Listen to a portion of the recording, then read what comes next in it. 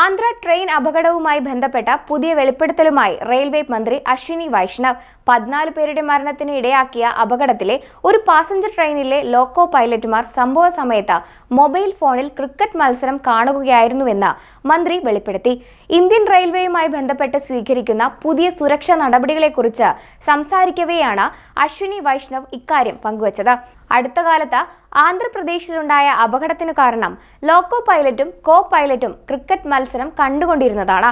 Loco പൈലറ്റുമാരുടെയും assistant loco പൈലറ്റുമാരുടെയും ശ്രദ്ധ train ഓടിക്കുന്നതിൽ തന്നെയാണെന്ന് ഉറപ്പുവരുത്തുന്നതിനും ഏതെങ്കിലും തരത്തിൽ ശ്രദ്ധ പാളുന്നുണ്ടോ എന്ന് കണ്ടെത്തുന്നതിനുമായി പ്രത്യേക സംവിധാനങ്ങൾ സ്ഥാപിക്കുമെന്നും മന്ത്രി പറഞ്ഞു. ആന്ധ്രാപ്രദേശിലെ വിജയനഗരം ജില്ലയിലെ ഹൗറ ചെന്നൈ പാതയിലാണ് ട്രെയിനുകൾ കൂട്ടിയിടിച്ച് അപകടമുണ്ടായത്.